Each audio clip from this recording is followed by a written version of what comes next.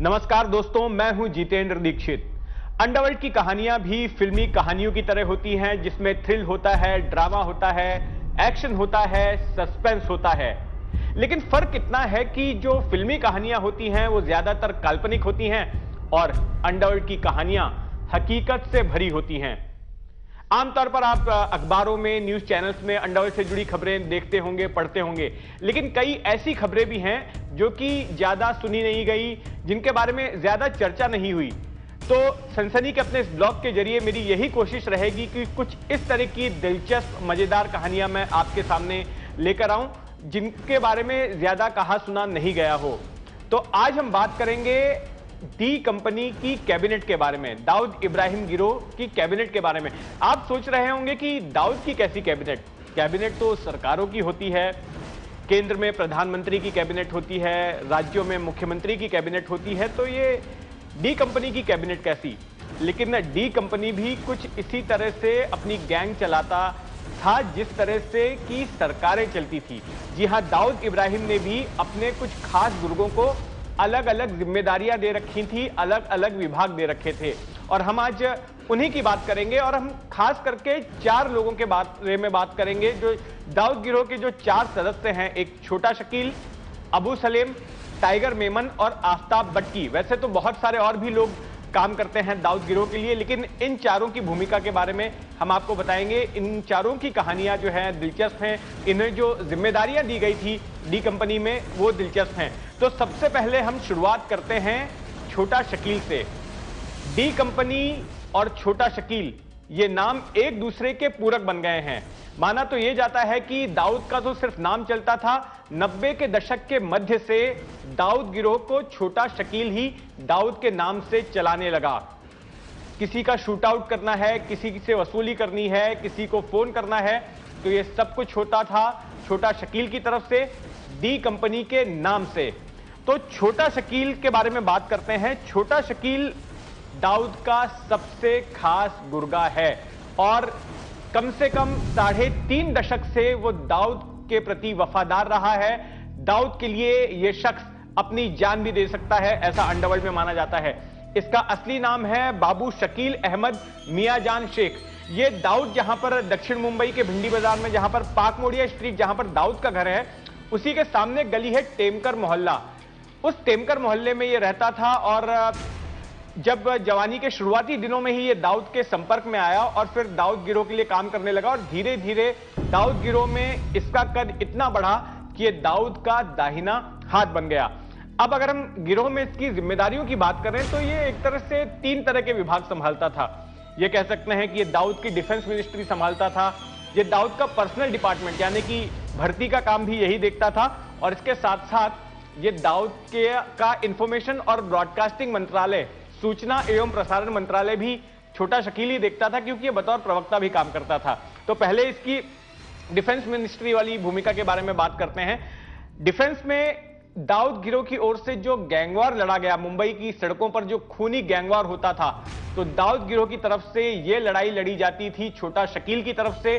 छोटा शकील सारी रणनीति तय करता था कि दुश्मन गिरोह यानी कि छोटा राजन का गिरोह या अरुण गौली का गिरोह, ये दुश्मन गिरोह के किस शख्स को कहां पर मारना है, किसको कैसे पकड़ना है, किस तरह की रणनीति बनाई जानी है, ये सारी रणनीति जो है, ये सारी प्लानिंग छोटा शकील तय करता था और छोटा शकील ही उसको एग्जीक्यूट करवाता था। और सामने वाले गिरोह की गतिविधियों पर नजर रखना, ये तमाम काम भी जो है छोटा शकील के जिम्मे ही थे। तो एक तरह से कह सकते हैं कि दाऊद गिरोह के लिए डिफेंस मिनिस्टर का काम करता था, रक्षा मंत्री का काम करता था छोटा शकील। इसके बाद उसकी दूसरी अहम भूमिका आती थी भर्ती की। दाऊद गिरोह में जो शूटरों की भर्ती होती थी, भिंडी बाजार, डोंगरी, नागपाड़ा, इन इलाकों के युवकों को पैसों का लालच देकर, तरह तरह के लालच देकर जो दाऊद गिरोह में भर्ती करवाने का काम होता था, वो छोटा शकील की तरफ से किया जाता था। छोटा शकील का इन इलाकों में अच्छा खासा नेटवर्क अभी भी है, बताते हैं, और उसी के जरिए वो शूटरों को या फिर सामान पहुंचाने के लिए या फिर पैसे पहुंचाने के लिए, हवाला करने के लिए जिन आदमियों की जरूरत पड़ती थी, तो छोटा शकील अपने इसी नेटवर्क का इस्तेमाल करता था। दाऊद गिरोह के लिए लोगों की भर्ती करवाने का काम करता था छोटा शकील। उसकी तीसरी और अहम भूमिका थी प्रवक्ता की। आए दिन अक्सर कई बार खबरें आती थी कि दाऊद के ऊपर हमला हो गया या दाऊद के किसी रिश्तेदार को पकड़ लिया गया, दाऊद के किसी भाई को दुबई में, शारजा में या किसी और जगह पर पकड़ा गया है, या फिर कई बार दाऊद के मारे जाने की भी खबरें आई। तो जब भी ऐसा कुछ होता था या इस तरह की कोई खबरें आती थी टीवी चैनलों पर या अखबारों में छपती थी, तो ऐसे में छोटा शकील ही दाऊद गिरोह की तरफ से टीवी चैनलों पर आता था, फोन इन करता था, टेलीफोनिक इंटरव्यूज देता था या अखबारों को इंटरव्यू देता था और दाऊद गिरोह की तरफ से सफाई देता था कि ऐसा कुछ भी नहीं है, दाऊद भाई सलामत हैं या फिर उनके गिरोह को कोई नुकसान नहीं हुआ है। जब छोटा राजन पर भी हमला हुआ था बैंकॉक में, तो उसके बाद भी छोटा शकील ने ही जिम्मेदारी ली थी कि उसकी ओर से यह हमला करवाया गया था और उस हमले में राजन तो बच गया, लेकिन उसके बाद फिर से छोटा शकील के लोग जो है राजन को टारगेट करेंगे। तो ऐसी कोई खबर जिससे कि दाऊद गिरोह को फायदा हो या फिर ऐसा कुछ कोई बात सामने आई हो जिससे कि दाऊद गिरोह को नुकसान हो रहा हो, तो फिर छोटा शकील संचार माध्यमों से संपर्क करता था और दाऊद गिरोह की बात जो है उनके सामने रखता था। तो एक तरह से दाऊद गिरोह के लिए प्रवक्ता का काम करता था छोटा शकील। जो 15 सितंबर 2000 को जो हमला हुआ था छोटा राजन पर बैंकॉक में, उस हमले के लिए भी छोटा शकील ने ही शूटरों का इंतजाम किया था। वहां पर जो टीम भेजी थी बैंकॉक में हमला करने के लिए, उसमें छोटा राजन घायल होकर बच निकला था, लेकिन उसका एक साथी था रोहित वर्मा, वो मारा गया था।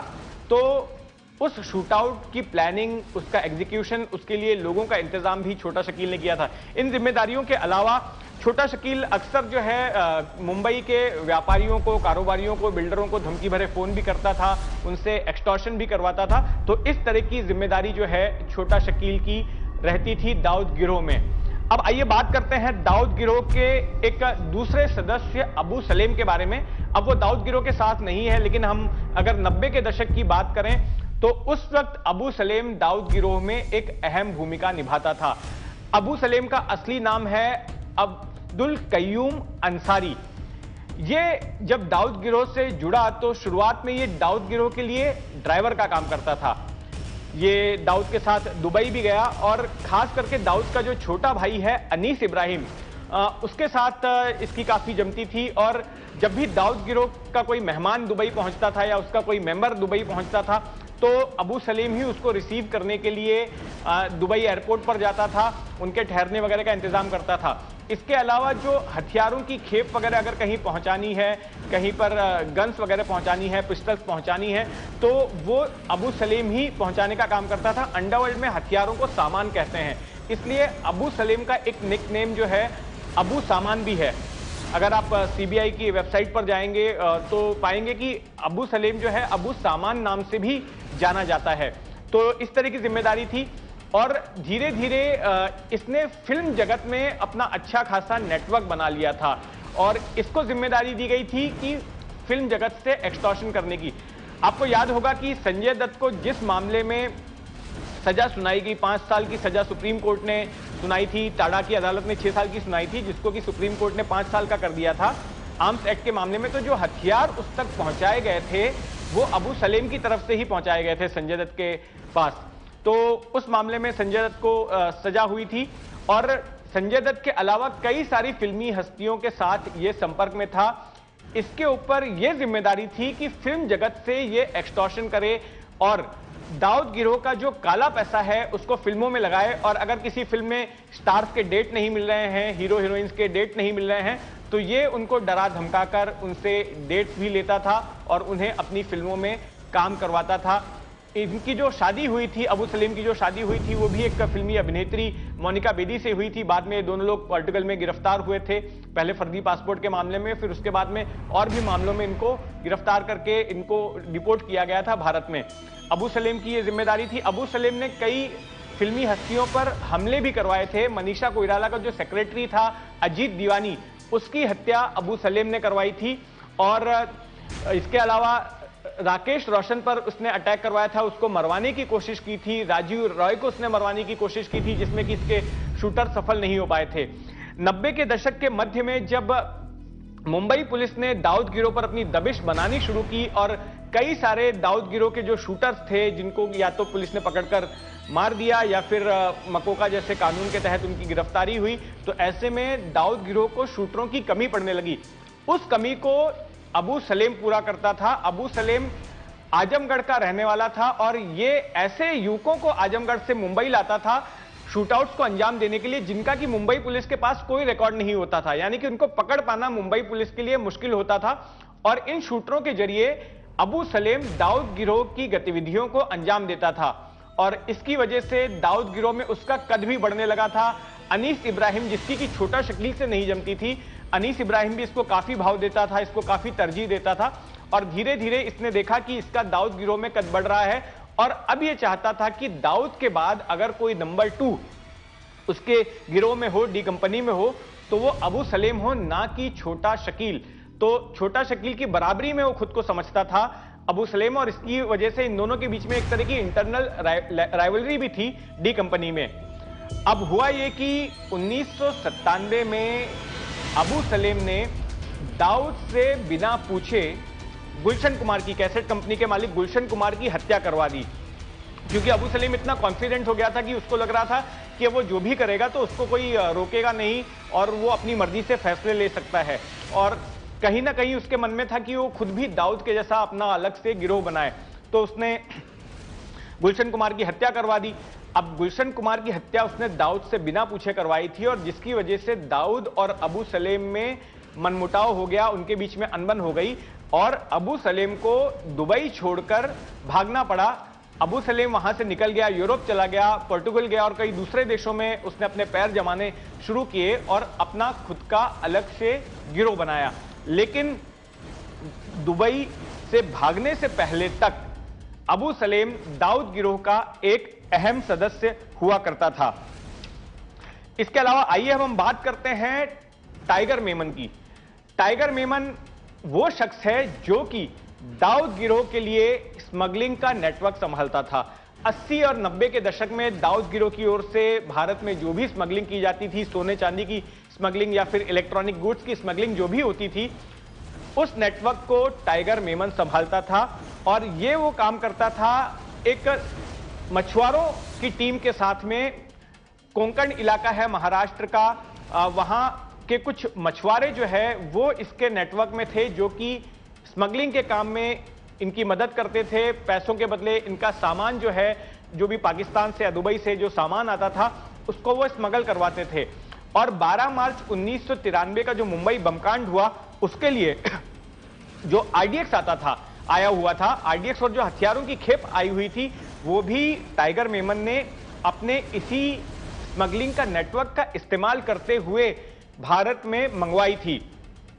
टाइगर मेमन वो शख्स है जिसके बारे में यह कहा जाता है कि जो मुंबई बमकांड की साजिश रची गई थी उसमें इसकी सबसे अहम भूमिका थी। जो दुबई में और जो कराची में मीटिंग्स हुई थी, उन मीटिंग्स में यह शामिल रहता था और जो आरडीएक्स स्मगल कराने के लिए जिस सबसे बड़े मछुआरे की मदद ली गई थी, दाऊद फणसे नाम था उसका, उसको दुबई ले जाकर, दुबई में व्हाइट हाउस नाम का जो दाऊद का उन दिनों घर हुआ करता था, वहां पर दाऊद के साथ टाइगर मेमन ने ही उसकी मीटिंग करवाई थी और उसको कन्विंस करवाया था कि हथियार और आरडीएक्स जो है उसको भारत में स्मगल करने हैं, मुंबई में बम धमाके करवाने के लिए।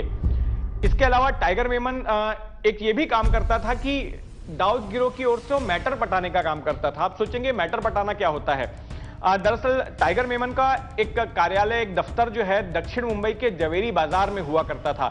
जवेरी बाजार वो जगह है जहां पर बड़े पैमाने पर सोने चांदी का कारोबार होता है, वहां पर कई सारी ज्वेलरी की दुकानें हैं और जब भी किन्हीं दो सोना चांदी व्यापारियों में आपस में पैसे के लेन देन को लेकर कोई झगड़ा हो जाता था, कुछ मनमुटाव हो जाता था और अगर मामला हल नहीं होता था तो वे लोग जो है टाइगर मेमन के पास आते थे और टाइगर मेमन जो है जो भी फैसला सुनाता था उसको इनको मानना पड़ता था। बदले में टाइगर मेमन अपना कुछ कमीशन भी लेता था। लेकिन एक बार जब अंडरवर्ल्ड की अदालत में मामला पहुंच गया तो उसके बाद जो है जो भी वो फैसला सुनाए, जिसके भी पक्ष में सुनाए, वो सभी को मानना पड़ता था। तो इसको मैटर पटाना कहते हैं अंडरवर्ल्ड की जुबान में और टाइगर मेमन जो है मैटर पटाने का काम करता था उन दिनों। अब आइए हम बात करते हैं आफ्ताब बटकी के बारे में। आफ्ताब बटकी वो शख्स है जो कि दाऊद गिरोह के लिए हवाला का कारोबार संभालता था। अंडरवर्ल्ड में हवाला काफी अहमियत रखता है क्योंकि पैसे का लेन देन, जो भी एक्सटॉर्शन से पैसा जमा होता था या फिर पैसा शूटरों को पहुंचाना है, और गिरोह के बाकी सदस्यों को उनका मेहनताना देना है, तो सारा काम जो है वो हवाला के जरिए होता था और हवाला का ये कारोबार चलाता था आफ्ताब बटकी। आफ्ताब बटकी वो शख्स भी है जो कि दाऊद गिरोह के सदस्यों के लिए वीजा वगैरह बनवाने का काम करता था, उनके ट्रैवल अरेंजमेंट्स करता था। 80 के दशक की शुरुआत में जब दाऊद भारत से भागा और दुबई पहुंचा तो उसके वहां पर ठहरने का इंतजाम, उसके वीजा का इंतजाम, ये सब आफ्ताब बटकी ने किया था और ये काम वो आगे भी जाकर करते आया, इनके लिए वीजा वगैरह का इंतजाम करते आया। और इसके साथ ही आफ्ताब बटकी पर यह भी आरोप है कि वो फेक करेंसी का काम करता था, नकली भारतीय नोट छापता था और इसलिए भी वो भारत की मोस्ट वांटेड लिस्ट में है। तो आपने सुनी डी कंपनी की कैबिनेट की कहानी। आगे भी हम आपको इस तरह के अंडरवर्ल्ड के दिलचस्प किस्से सुनाते रहेंगे सनसनी के यूट्यूब ब्लॉग पर। धन्यवाद।